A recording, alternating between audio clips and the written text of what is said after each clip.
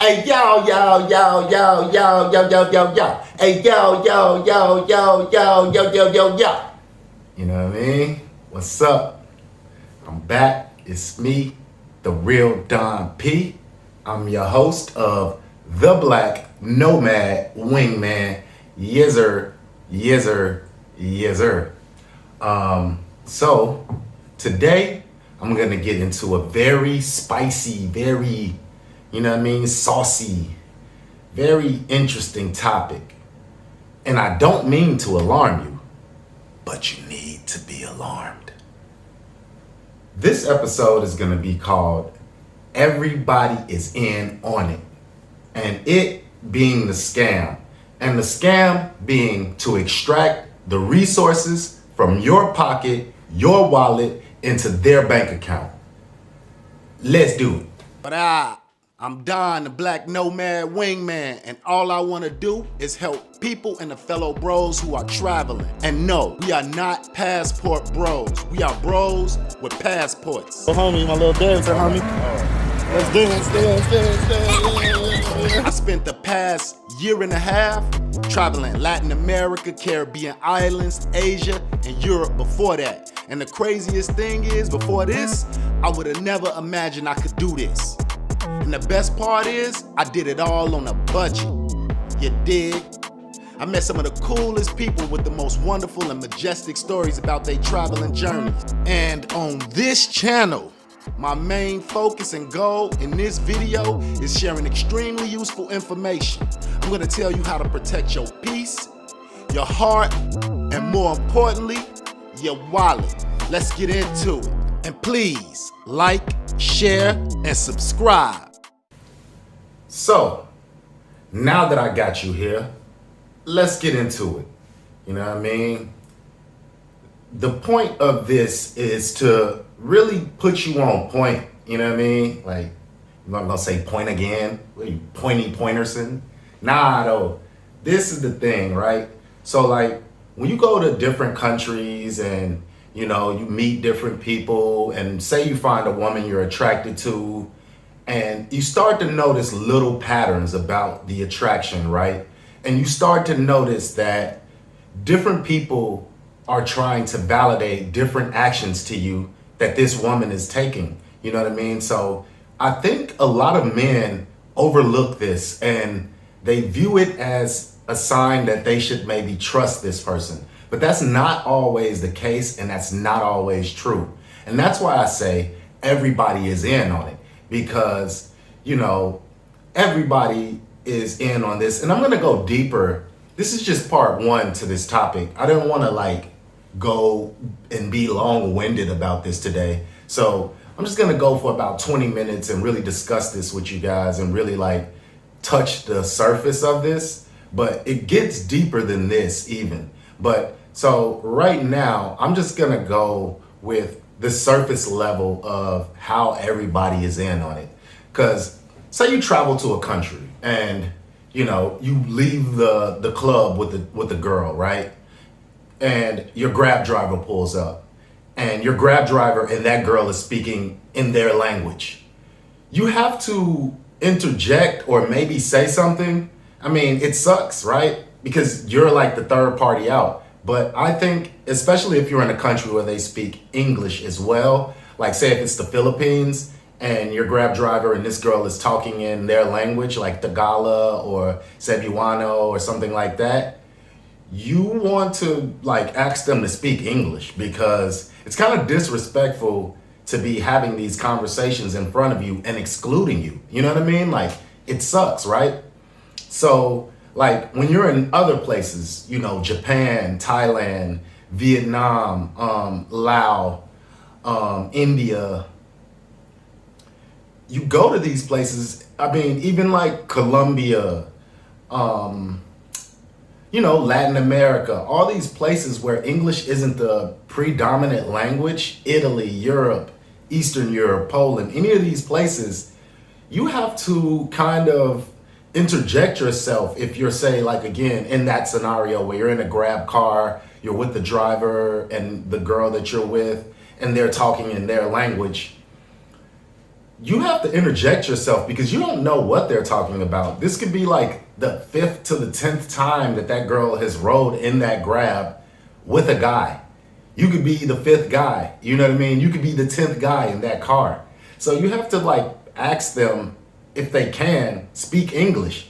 And if the girl only speaks English and not the Grab driver, you have to like ask her to like real time translate that for you, or like make sure that you're paying attention on your phone and turn your phone on to translate, or get you a real-time translate app and pay attention to what's being said, you know, because if it's a place where they speak English, you have to let them know that you feel a little bit disrespected by them talking in another language, you know, and not speaking so that you can understand, right? There's a big, highly likely probability and possibility that they're talking about you, you know?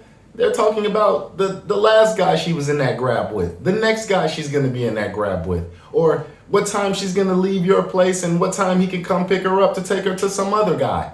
I'm not saying that every girl is this way, but I'm saying that this is a possibility and this thing goes on in these countries. And this is kind of you being scammed, you know? You don't know that they're talking about you, you know, but you have to let them know that it's disgraceful, it's distasteful to be talking in a different language and excluding you from the conversation, or to be talking in a different language about you.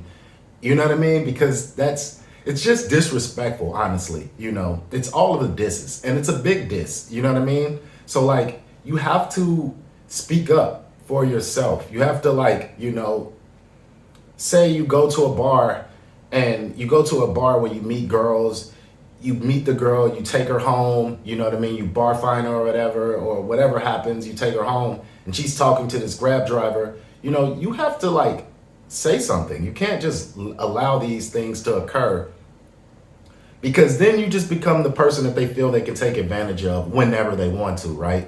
So speak up, speak out, be heard. Don't be afraid to interject yourself, right? That's part one. You know, there are a few different scenarios that I'm gonna discuss, so we're gonna get into that in 1 second, but it's all of the same ilk. Everybody is in on it, bro. Like, you have to pay attention. Homie, homette, anybody, everybody is in on it. You know, always be mindful, always be paying attention. Even if they're not gonna do something as drastic as bodily harm to you, they're gonna do financial harm to you. You know what I mean? It's all a part of the game. And so you have to be paying attention at all times. So I would also like to make a disclaimer here. This is not one size fit all. This advice is based on my travels, my experiences, stories I've heard from other men. And it's not just only based in one country, right? Like, this could go for the Philippines, this could go for Thailand, this could go for Eastern Europe, Poland, you know, Turkey. This could go for Latin America, Peru, Costa Rica, Colombia, Dominican Republic, Panama, you know, all of these places, Jamaica as well. This could go for anywhere. Like, this advice is universal, you know, but it's about dating abroad. It's about going to other places. It's not about being afraid to take a chance to go there. It's not about thinking that everything is a scam. It's just about your awareness. You have to be on point and paying attention so that you get the experience that you would like to get. You have to do your homework as well. You have to ask tough questions from people who have already traveled to these places. You also have to ask tough questions to Gemini, ChatGPT, Claude. These are all tools. These are all resources that can help you understand what's in store for you in these places that you are going to explore and experience.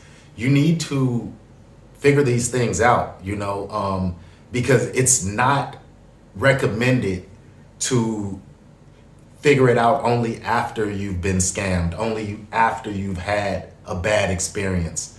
I would rather you be cautious and avoid a bad experience than to be gung ho and constantly repeating the same, bad experience over and over again. I would rather you, miss out on a few girls that you think may be a bad experience, that you think may not be in your best interest, than to have these stories. So that's why I'm giving you this. I'm not giving you this to tread lightly, or I'm giving you this to definitely tread lightly. I apologize. I'm not giving you this to walk on eggshells. By all means, like you're out of the country, whatever country you're from, you're going to another country, have a good time, dive right in, enjoy yourself, but don't be nobody's fool. Don't be a fool. You know what I mean? Don't think that because these people are warm and inviting that everybody's just your friend. You have to let them prove that to you. You can't just automatically assume because they're not American or they're not Australian or they're not UK, they're not British, they're not, whatever nationality, they're not Italian, they're not Spanish. You can't just assume that because they're not from the country you are from, that they have your best interest at heart. No, when you go to these countries, and they may not be, I don't want to say poor, but they may have a suppressed economy. It may be suppressed by whoever the powers in charge that may be, but when you go to these countries and you feel like, say your money is 5x their money or whatever like that. So, maybe a dollar is, 30 baht, and with 30 baht, you can get 2 bags of chips as opposed to 1 bag in America for $1, right? So that's economical buying power. With that power comes a lot of responsibility to not just be around throwing your money in the air willy-nilly like it's monopoly money, because it will feel like it's monopoly money. For instance, I'm here in Vietnam. 37 USD is 1 million VND, which is Vietnamese dong. My apartment that I'm living here right now that I'm filming is 150 USD, which is basically 4.5 million VND per month. So that's like a very big, difference of pricing that I would spend in America. In America, my apartment in Atlanta that was cheap was $800. You know what I mean? Per month, which was a steal. And it was in the hood. Let's be real. This place is not the hood. This is a very nice area with a lot of foreigners and a lot of bars, a lot of places to eat, all of that stuff. So it's very easy to just walk outside and spend my rent in one night, just like hanging out, or buying drinks for women at clubs that are around here. It's very easy to do that. I would like for you to avoid doing that though, because it makes your experience a bit like less detached from what the local experience is like. People here, they rarely go out and spend that amount. I'm in Vung Tua, Vietnam, and people rarely go out and just do that.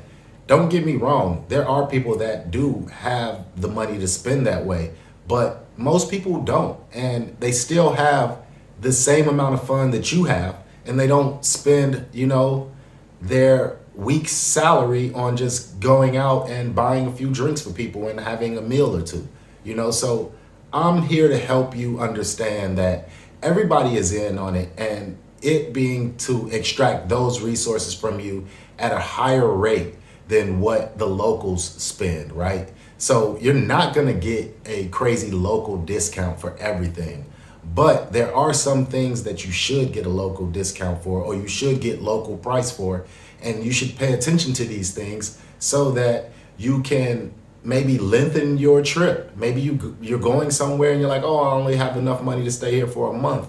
And then when you get there, you realize, oh man, I can actually afford to stay here for a few months. So it's all about how you view it, So say if you're in America and you have $6,000 and you're like, oh, I don't think I could go to any country for an extended period of time. Well, you can. You can come to Vietnam, You can find you a 5 million VND apartment. It won't be in Ho Chi Minh City, more than likely. It'll be in a smaller place. It won't be in Hanoi or Da Nang, which are like notorious tourist spots, but it'll be in a smaller place, and you can stay there for a year. You can pay up your rent for the year, right? And that will be somewhere around 1,500 of your, $6,000. So okay, you minus 1,500 from that. Now you got 4,500. Let's say food, if you cook, let's say food is like 2,000 for the year. If you cook, you maybe want to have a beer or a drink or two. It should be about 2,000, 2,500. Now you still have about $2,000 left over, because 2,500 plus 1,500 is 4,000. Now you still have $2,000 left over.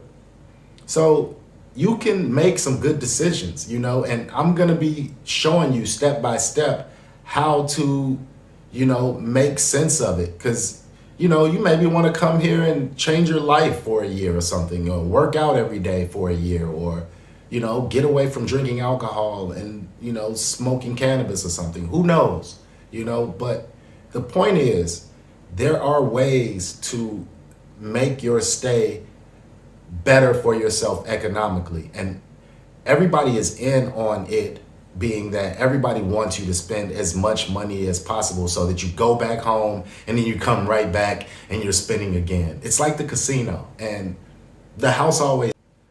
And so here we go again, right? Another example of everybody being in on it is, say you're leaving a club, you get a girl, you go to a club, and this is all like going to the bar stuff. Being on apps and meeting girls there, or even if you meet girls through cold approach and you guys hop in a grab together, these things can come up, like what I said about the taxi driver or the grab driver, right? But let's go back to a bar scenario. I don't really go to bars much because I'm not a big drinker like that. But if I do, and if I was to go to a bar and leave with a girl, this is like what I would be thinking in my mind. Say if you're going to a bar to bar find a girl and you're in one of these Southeast Asian countries, you have to think about it. The mamasan, she's in on it. The mamasan is the woman that's at the club and she's escorting the girls to you for you to take your pick of the litter of females that are available, right? So you have to pay attention to her because she's in on it, obviously. That's an obvious person that's in on it. Then you have the guys outside of the club, say in Cebu. You go to a street, you go to this street where there's a bunch of clubs at. I've been there a bunch of times. I just can't remember the name of the street. Sorry, guys. I'll put it in the top in in graphics or whatever. You go to this street, and then there's guys outside of all of these clubs. And this is actually very common in a lot of Southeast Asia, right? But you'll have a guy waiting outside the club and they'll be asking you where you're from. You know what I mean? They're basically lining you up, They're figuring out where you're from so that they can figure out an angle or choose the right girl when you get inside the club, Or if they find out where you're from, or the mama-san asks where you're from, she wants to avoid you dealing with a girl who maybe has dealt with somebody where you are from. They're looking to, really get into the analogy, the anatomy of things, the analogy of things. They're really thinking deeper than what you're thinking, especially if you're just thinking on surface and you're just trying to have a good time, you know what I mean? Just trying to take somebody home. You're not thinking with the big head, is what I'm saying. And so these people are, though. And so they are a part of everybody that is in on it, They're lining you up, They're not your friend. They are playing the game. And it's nothing against them. That's what their economy is based on. It's based on extracting resources from your pocket into their pocket. But what I'm trying to help you do is getting the best value for whatever you're going to spend, because you're going to spend money in Southeast Asia, in Eastern Europe, in Latin America, wherever you go, you know, even if it's not pay for play, even if it's not P for P, even if you're just meeting a girl, you're sending her to you in a Grab, you're buying food for each other, you're buying food for her or anything like that, you're going to be spending money. But I want you to get the best value for the money that you are spending. I want you to have the best time and not have to spend the most amount of money. You know, so this is the information that I want to give you. You know, again, everybody is in on it. The mamasan, the Grab driver, the guys outside the doors of the clubs, ushering you into the clubs. They're all in on it. It's all a big ploy and a big plot and almost, you know, a money scam to get your money and out of your pocket and into their pockets. You know, the police, they're in on it. You know what I mean? You may have a situation where you get caught doing something you're not supposed to be doing. They're gonna ask for money, you know, 9 times out of 10 in a lot of these countries, because that's their economy. Like, their economy is based on you making a mistake and them exploiting you for that mistake, you know? The doctor, the government, these places are all in on it, and it being extracting the resources from your wallet and into their pockets. That's the name of the game in most of these countries, because their economy isn't based on working a job or doing this. That is their job. Their job is to know you, learn you, and get resources out of your pocket and into their economy and into their wallet, into their system. Now, yes, you did come to these countries to spend money, but you did not come there to get scammed. So the point I'm making is pay attention at all times, because everybody is playing a role in the movie that you're participating in. You know, I liken it to a circus, you know, and what part of the circus are you going to play in? Are you going to be a spectator? Are you going to be a participant? Or are you going to be the clown, you know? And so you have to watch yourself, you know. A participant, you know, they come, they have a good time, they maybe get out there, they aid and assist in a trick or two, and then they go back to their seat. A spectator, you're just watching, you're just observing, paying attention to what's going on, learning, understanding. A clown is the people with these crazy stories. Oh, they stole 5K from me, or they got all this money from me, or I overpaid for drinks, for lady drinks at the club for girls, or the Grab driver, they charged me extra money, you know, going to the airport than what was shown on Grab at the time. The police, you know, they kind of like extorted me for money because I didn't know that I couldn't be peeing outside, and they caught me taking a pee, and now they ask for money because you're not supposed to do that. But then you see all the Grab drivers pulling over, taking a pee, you know, wherever they want to. So it's up to you to pay attention to these things, know the laws, and understand that it's all a big game for everybody to be in on. And that they are in on is extracting resources from you. So pay attention, be aware, like, always understand that it's a resource game, you know? And, you know, it's not always everybody's intention. Like, you will find good people in these places, genuine people. Like, I'm not saying that all of the situations are going to be a scam or bad or negative or not positive. You know, most of the time, you're getting something in return for your money, but you should not be overpaying. You should not be giving them 5 times the amount that anybody else would be paying for these experiences. You know, you should always be aware of what you are doing, how you are doing it, and when you are doing it. I'm the real Don P. This is another episode of the Black Nomad Wingman. I hope you learned something today. Please like, share, and subscribe this video. Part 2, everybody's in on it, coming soon. But I got some more better, harder hitting knowledge to give y'all guys soon. Thank you for watching, and I'm out. Peace, peace, peace, peace, peace.